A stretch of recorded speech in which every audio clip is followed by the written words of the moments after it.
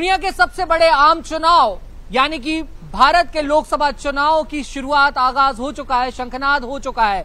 News 18 के खास कार्यक्रम कहता है वोटर का कार वहां पहुंचा है। होशंगाबाद नरसिंहपुर लोकसभा के करेली शहर, जहां के गुड़ की मिठास पूरे देश और दुनिया में जाई जाती है। सबसे बड़ी गुड़ मंडी ये कहलाती है और गुड़ का सीजन भी इस समय चल रहा है। तो आप देख सकते हैं कि जो किसान भाई हैं वो यहां पर अपने गुड़ को लेकर आ रहे हैं और लगातार अच्छी आवक भी हो रही है। लेकिन इस गुड़ की मिठास के बीच कहीं ना कहीं जो राजनीतिक सरगर्मी है वो भी अब बढ़ी हुई नजर आ रही है। और इस लोकसभा के चुनाव में होशंगाबाद नरसिंहपुर की जनता क्या चाहती है, क्या उनके मुद्दे हैं, उस पर चर्चा करने के लिए हमारे साथ यहाँ के बहुत जागरूक नागरिक, वोटर्स, बीजेपी कांग्रेस के प्रतिनिधि और तमाम अलग अलग वर्गों के लोग, किसान वर्ग के लोग जो हैं वो साथ में जुड़े हुए हैं। इनसे हम बातचीत करेंगे। लंबे समय से आप यहाँ की सियासत को भी देखते हैं और मुद्दों को भी देखते हैं। सबसे ज्यादा कमियां अब तक क्या रही और कौन सी ऐसी चीजें जिन पे काम हुआ? जो भी समस्याएं हैं वो किसानों से जुड़ी हुई हैं। तो किसानों की पानी की, बिजली की जो भी समस्याएं हैं वो प्रमुख रूप से मानी जाती है। यहाँ नहर की भी एक समस्या है, नहर से पानी पूरी जगह जाना था लेकिन अभी नहीं जा पाया है। ऐसी बहुत सी समस्याएं हैं। लोगों को अनाज या मंडी की समस्याएं हैं, गुड़ की गुणवत्ता की बात है। ऐसी बहुत सी समस्याएं हैं जिनका निदान होना चाहिए। कितना सार्थक काम सरकार यहाँ पे करने में कामयाब हुई और आने वाले समय के लिए क्या विजन होना चाहिए जो नेता यहाँ से चुनाव लड़ रहे हैं? देखिए, सरकारें भी रही हैं यहाँ पर, मंत्री भी रहे, और लेकिन जो यहाँ विकास होना था, खासतौर से हम बात करें, यहाँ ये गन्ने का बहुत बड़ा बेल्ट है और यहाँ का गुड़ पूरे हिंदुस्तान में, पूरे मध्य प्रदेश में जाता है। तो यहाँ कोई सरकारी शुगर मिल की जरूरत थी। आज भी लंबी लंबी लाइन लगती है किसान की, 48 घंटे में ट्रालियां खाली होती है, किसान परेशान होता है और उसका शोषण कहीं ना कहीं यूपी से या गुड़भट्टी वाले भी करते हैं। तो कहीं ना कहीं इस चीज का एक सरकारी शुगर मिल की यहाँ बहुत बड़ी आवश्यकता शुरू से रही है और वो होना चाहिए। यहाँ पर जो सांसद रहे हैं उन्होंने कुछ काम नहीं किए हैं। और जहाँ तक बात हमारे इस क्षेत्र की है तो यहाँ पर एक गरीबों की ट्रेन चलती थी शटल, वो शटल भी इन लोगों ने बंद कर दी है। तो हम लोग तो बस ये चाहते हैं कि ये जो गरीबों की जो ट्रेन है वो शटल चालू कर दें। एक तो महंगाई की मार और ऊपर से जो ट्रेनें चलती थी जिनका स्टॉपेज सर होना चाहिए था वो बंद करवा दी। जनता तो आप पे लगातार भरोसा कर रही है, लेकिन फिर ऐसा क्यों?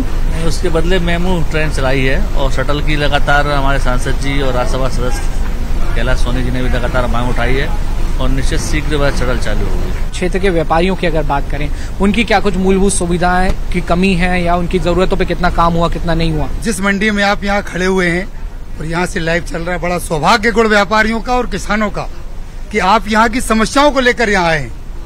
किसानों की बहुत जटिल समस्या है।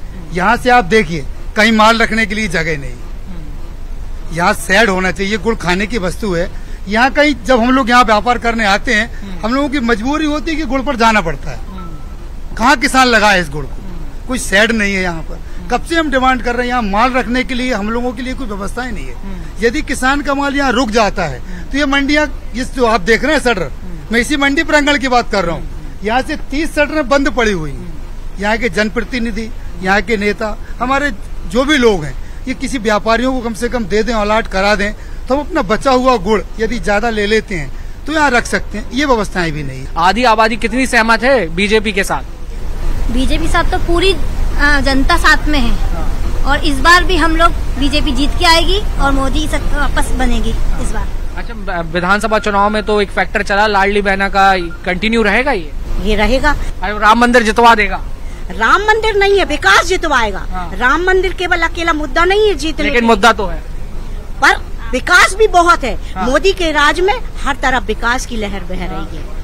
विकास की लहर भी बह रही है, महिलाएं भी साथ देंगी और इसके साथ ये भी कि जो एक माहौल देश में बना है राम मंदिर के बाद, उसका भी बेनिफिट मिलेगा। तो कांग्रेस के लिए तो चुनौतियां एक के बाद एक बढ़ती जा रही हैं। अब तो इनसे पूछो कि विकास में आपने कितने लोगों को रोजगार दिया? मध्य प्रदेश में, पूरे देश में रोजगार की जरूरत है। पढ़ने के बाद भी नौकरियां नहीं मिल रही हैं। ये विकास है? जब हम रोजगार देंगे तब हम उसको विकास मानेंगे।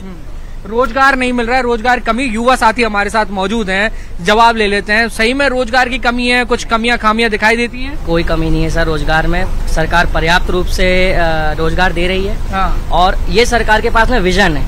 आज वो 2047 की प्लानिंग कर रहे हैं। आप ये बताइए कांग्रेस के पास क्या विजन है? इनके पास में आगे के 5 साल के प्लान नहीं है कि ये क्या करेंगे अगर सरकार में आ गए तो। तो आज हम उसी सरकार को चुनेंगे जिसके पास में विजन है, और मोदी जी के पास में सारे विजन है कि उनको 2047 में भारत किस रूप में चाहिए। तो सर हम बिल्कुल समर्थन करेंगे इसका कि हम चाहते हैं कि ये सरकार पूर्ण बहुमत से और 400 पार है। बिल्कुल। इतनी सीटों पर चुनाव भी लड़ेंगे? जी बिल्कुल लड़ेंगे और बिल्कुल जीत हासिल भी करेंगे। तो पलायन बहुत बड़ी तादाद में होता है, चाहे शिक्षा के लिए हो, रोजगार के लिए हो, कोई बीमार पड़ जाए तो अस्पताल जाने के लिए भी पलायन ही है। पलायन जो होता है उसका कारण क्या है? सरकारों का काम पलायन रोकना ही तो है। मेरे विचार से आज की तारीख में मूल मुद्दा महंगाई है, जो बहुत गरीब आदमी फटी लंगोटी वाले से लेके एक बड़े आदमी तक को प्रभावित करता है। मध्यम क्लास, उच्च मध्यम वर्ग के आदमी को भी प्रभावित करता है। महंगाई के मुद्दे बात नहीं हो रही है। महंगाई कंट्रोल करना किसके हाथ में? निश्चित रूप से सरकारों के हाथ में, और उसमें भी उसका मेजर पोर्शन जो है जीएसटी लागू होने के बाद केंद्र सरकार के हाथ में है। महंगाई पे कोई बात नहीं हो रही है, शिक्षा पे कोई बात नहीं हो रही है, बेरोजगारी पे कोई बात नहीं हो रही है। महंगाई पे बात होनी चाहिए, बेरोजगारी पे बात होनी चाहिए, हम इसी पे बात करने आए। महंगाई एक बड़ा मुद्दा है, ये सबको त्रास देने वाला मुद्दा, परेशान करने वाला मुद्दा, और बाकी क्या इस पे बात नहीं हुई? या आप लोग अपनी तरफ से बात रखने में कामयाब नहीं रहे? नहीं, बात क्यों नहीं रखेंगे, सब लोग बात रखते हैं महंगाई की, पार्टी कोई हो। ये तो अगर इंसानियत है तो महंगाई की बात हर किसी को करना चाहिए। अब महंगाई कंट्रोल कौन कर सकता है? जिस देश में, जिस प्रदेश में जिसकी सत्ताएं होती हैं, जो शासन करते हैं, उनकी जवाबदारी बनती है। विपक्ष तो इसको कर नहीं सकता, तो ये जवाबदारी पक्ष की होती है और उनको महंगाई पर संज्ञान लेना चाहिए। सर 2-2 बार की प्रचंड बहुमत की सरकार, लेकिन महंगाई डायन फिर भी खाए जाते हैं। ये महंगाई का मुद्दा जो ला रहे हैं, ये बहलाने की, बहकावे की कोशिश है। आप बताइए, किसानों को यदि उपज का सही मूल्य नहीं मिलेगा, जाकर आज देश की 80% जो जनता है वो कृषि आधारित खेती पर, कृषि उद्योग पर निर्भर करती है। आज हम गुड़ मंडी में खड़े हैं, अब ये गुड़ आज 3000 रुपए है या 3100 3200 है, यही 1600 रुपए हो जाए तो क्या किसान उपज उसका मूल्य मिल पाएगा? महंगाई की बात किस चीज की बात करते हैं? उस जमाने में गेहूं कितने का बिकता था और पेट्रोल कितने का बिकता था? हम कांग्रेस से पूछ के बता देंगे। आप लोगों की सरकार थी, आप लोगों की, मैं आ रहा हूँ सर 2 मिनट आपकी बात का जवाब ले लूं। आप लोगों की सरकार थी, पेट्रोल डीजल कितने का था, आज कितने का हो गया? दाल के भी बता दीजिए, गुड़ शक्कर की बता दीजिए। 2014 में पेट्रोल 68 रुपए लीटर था, जिसमें भी आंदोलन करते थे महंगाई है, महंगाई है, महंगाई है। आज 110 रुपए लीटर पेट्रोल का रेट हो गया। 70 सालों में 70 रुपए तक आया और 10 सालों में 112 रुपए आ गया। गैस की टंकी 400 रुपए की थी 2014 में, आज 1200 रुपए की हो गई। फिर भी महंगाई नहीं है, हर तरफ महंगाई है। महंगाई के खिलाफ आम जनता त्रस्त है, मगर केवल एक ही उद्देश्य है, ईवीएम सेट करिए और अपनी सत्ता बनाए रखिए। एक तो महंगाई बढ़ा रहे हैं, फिर ईवीएम सेट करके चुनाव जीत जा रहे हैं आप लोग। मैं बात करूंगा, कह रहे गैस की टंकी हमारे यहाँ जमाने में सस्ती मिलती थी। अरे मिलती किसको थी? सांसद रिकमेंड करता था उसको, टंकी मिलती थी। 4 बजे से लाइन लगती थी वहाँ रेस्ट हाउस में, यही सब लोग खड़े रहते थे, पट्टे पड़ते थे, पट्टे लाइन में। और बड़े बड़े अपने जो मठाधीश बनते हैं ना, टंकी के ऊपर बैठे रहते थे, वहाँ लाइन में घंटों खड़े रहते थे। आज एक कलेक्ट करो और टंकी घर पे पहुँच जाती है। हमको सुविधाएं चाहिए, हमको महंगाई। और उज्ज्वला योजना, उज्ज्वला योजना क्या है? सबको गैस टंकी तो मिल रही है उनको, एक बार दे दिया, बाकी वो सब उसका मेंटेन कर रहे हैं। चूल्हा फूकती थी महिलाएं और अब उज्ज्वला योजना से घर घर गैस पहुंच रही है। बीजेपी के साथ ही कह रहे हैं। दाल 70 रुपए किलो, 65 रुपए किलो थी, आज 200 रुपए किलो दाल है, राहर की दाल। जीरा 800 रुपए किलो हो गया है। तेल 40 रुपए था, 200 रुपए, 150 रुपए तेल है। आग लग रही है किचन में, आग। हम लोगों से पूछो। महिलाओं का तो बजट बढ़ गया, महिलाओं का तो बजट बिगड़ गया। पहले मजदूरी 100 रुपया थी और हमारे समय में तो 40 रुपया थी, जिस समय के हम हैं। तो 5 रुपया मजदूरी मिल रही है, एवरेज कहाँ गई? उतना बढ़ के भी तो मिल रहा है ना। तो ऐसा नहीं है, सारी जगह व्यवस्थाएं हैं, लाडली योजनाओं में पैसा मिल रहा है, आयुष्मान कार्ड बने हैं, सारी जगह व्यवस्थित चल रहा है। महिलाओं के लिए इतनी व्यवस्थाएं हैं। सर सारी सुविधाएं दे दी, ये सुविधाएं फिर काम कर जाएंगी क्या इस चुनाव में? पूरी दुनिया मोदी जी का लोहा मान रही है। 400 पार, 370 बीजेपी, ये बता दिया मोदी जी। सर आप ये कैसे, पहले ही नतीजे डिक्लेयर है? ईवीएम पे भरोसा है उनको, ईवीएम सेट है। ईवीएम है तो मुमकिन है। सर ईवीएम से लड़ाई जीत रहे हैं क्या? भाई साहब ये इनको बदनाम करना एक मुद्दा रखते हैं। कर्नाटक में सरकार बनी, ईवीएम ठीक। दिल्ली में आम आदमी की बनी तो ईवीएम ठीक। तेलंगाना में बनी तो ठीक, पंजाब में बनी तो ठीक, और अगर ये हार गए तो ईवीएम गड़बड़ है। और दाल का मुद्दा जहाँ तक है तो इन लोगों को तो बदनाम करने की आदत है। अगर दाल महंगी होती है तो बोलते हैं थाली से दाल गायब है, और अगर दाल सस्ती हो गई किसानों को मूल्य नहीं मिल रहा है। मतलब दोनों तरफ की चित्त भी मेरी और पट्ट भी मेरी।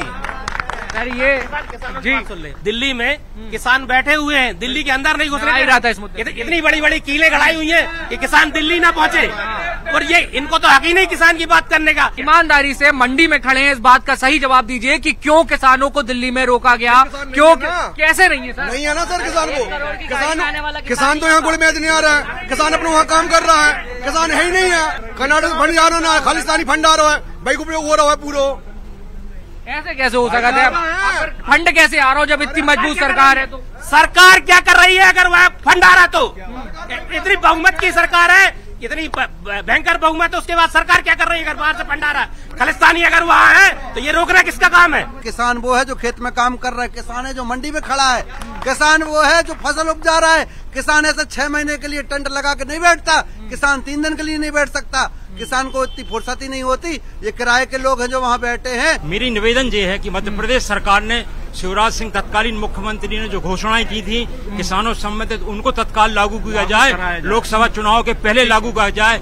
इसमें गन्ने का समर्थन मूल्य, गन्ने के ऊपर 50 रुपए प्रति क्विंटल बोनस दिया जाएगा, ये शिवराज सिंह जी ने घोषणा की थी। एक महत्वपूर्ण बात यह है कि ये चुनाव बीजेपी पीएम मोदी के चेहरे पे लड़ रही है, तो वहीं कांग्रेस की ओर से राहुल गांधी का चेहरा सबसे आगे है। राहुल गांधी और मोदी की बात करना इसलिए भी जरूरी हो जाता है क्योंकि इस समय राहुल गांधी की भारत जोड़ो यात्रा मध्य प्रदेश में मौजूद है। आइडिया ऑफ राहुल गांधी चलेगा या आइडिया ऑफ मोदी इस चुनाव में चलेगा?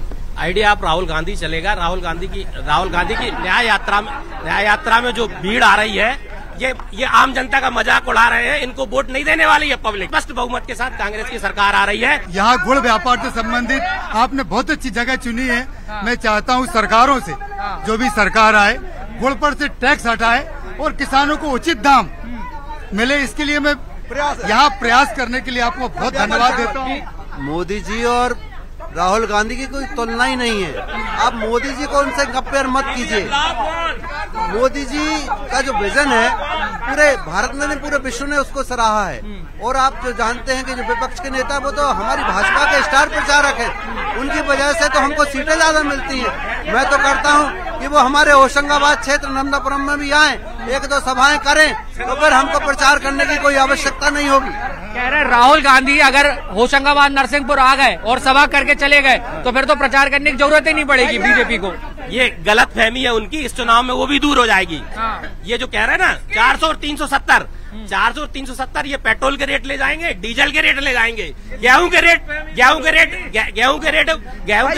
के पास। भैया जी इधर आके जो बात कर रहे हैं ना कि भैया कुछ महंगा नहीं है और सब ठीक है, बाहर जाके के यार बर्थडे बहुत पेट्रोल महंगा होगा, ये बातें कर रहे हैं। जी आप सर क्या है, महंगाई के साथ साथ लोगों की आय भी बढ़ी है। जो कर्मचारी 500 रुपए में भर्ती हुए थे दिग्गी सरकार के समय, आज उन्हें 40,000 और 70,000 मिल रहे हैं। जो स्कूल कॉलेज के प्रोफेसर से जो 10,000 मिलते थे उन्हें 1-1, 1.5 लाख रुपए मिल रहे हैं। तो आय 2.5 लाख मिल रहे हैं। अच्छी बात है, क्या बात है, तालियां, अच्छी बात है, तालियां बात। तो हाँ, तो संतुलन सब जगह है। ईवीएम का जो रोना कांग्रेस बंद करे, इतनी बड़ी राष्ट्रीय पार्टी है, जमीन पर आकर लड़े, मेरा उनको ये सुझाव है। आशीष जी हमारे वरिष्ठ सहयोगी हैं। सर एक एंडिंग कमेंट आपसे चाहूंगा कि जो आप तक आपने सियासत यहाँ देखी है, भाजपा कांग्रेस कितने मुद्दों पर चुनाव लड़ रहे हैं, कितना राहुल और मोदी का फैक्टर काम करेगा? देखिए बाशु, सबसे बड़ी बात है 17 लाख करीब वोटर यहाँ हैं। यहाँ के जो सांसद हैं राहुल प्रताप सिंह हैं, अब वो सेंट्रल की राजनीति छोड़ के प्रदेश के मंत्री हैं, स्कूल शिक्षा मंत्री, इस लिहाज से खाली है पूरा अभी लोकसभा। और ये मुद्दे की बात की जाए तो सबसे बड़ी नर्मदा वैली है, चाहे नर्मदापुरम करें चाहे नरसिंहपुर की बात करें। कुल 8 विधानसभाएं जो हैं 3 जिलों की यहाँ आती हैं, तो इस लिहाज से कृषि प्रधान जिला है, नर्मदा वैली से जुड़ा हुआ है, तो कृषि सबसे बड़ा मुद्दा है। उसके बाद बेरोजगारी एक बहुत बड़ा मुद्दा है। फूड की दिशा में काम होना था, हमेशा से बातें होती नहीं, वो कोई काम बड़ा ऐसा काम हुआ नहीं है। इसके अलावा नर्मदा में उत्खनन भी एक बड़ा मुद्दा है। और यदि बात की जाए तो अभी आप साफ देख सकते हैं कि जिस तरह से भारतीय जनता पार्टी ने अपने प्रत्याशियों की सूची घोषित की है, तो बहुत सारे लोगों में उनका अभी तक नाम भी नहीं है। तो ये पूरा इससे समझ में आता है कि चुनाव जो भारतीय जनता पार्टी है वो तो मोदी के नाम पे लड़ने के लिए जा रही है। कांग्रेस किसको ला रही है, कांग्रेस के कौन नए चेहरे होंगे, कितने बड़े चेहरे होंगे, ये बाद में साबित होगा। लेकिन फिलहाल जो चुनाव दिख रहा है कहीं ना कहीं जो सुप्रीमो है भाजपा की और कांग्रेस के सुप्रीमो है उनके चेहरे के दम पे ये चुनाव लड़ा जा रहा है। और दो बड़े मंत्री जो हैं मध्य प्रदेश के, स्कूल शिक्षा मंत्री, श्रम विभाग के मंत्री, दोनों ही पहले सांसद रहे हैं, केंद्रीय मंत्री रहे हैं, तो उनका बड़ा लाभ भी भाजपा को मिल सकता है। अभी आने वाला समय बताएगा कि किस तरह से भीतरघात होगा इस चुनाव में। कांग्रेस के नए चेहरे, नई टीम कितना कमाल मध्य प्रदेश में और होशंगाबाद नरसिंहपुर क्षेत्र में कर पाएगी, जो लंबे समय से बीजेपी का गढ़ बना है, ये देखने वाली बात होगी। हमने कोशिश की तमाम क्षेत्रीय मुद्दों पर बात करने की और इस पर जमकर बात भी हुई। और चूंकि पूरे इस देश का चुनाव आइडिया ऑफ राहुल गांधी और मोदी के बीच में चल रहा है, तो उस पर भी हमने चर्चा की। पक्ष विपक्ष के लोग, किसानों और युवाओं ने, व्यापारियों ने, पत्रकारों ने अपना पक्ष यहाँ पे रखा है। बहरहाल इस क्षेत्र की जनता जो है वो बहुत जागरूक है और बड़ी सोच समझकर मतदान करती है। अपने अपने दावे, अपने अपने वादे हैं और जल्द ही जब चुनाव और आगे बढ़ेगा तो स्थितियां और क्लियर होती हुई नजर आएंगी। वीडियो जर्नलिस्ट वीरेंद्र मिश्रा के साथ न्यूज 18 के लिए करेली, होशंगाबाद, नरसिंहपुर से वासु चौरे।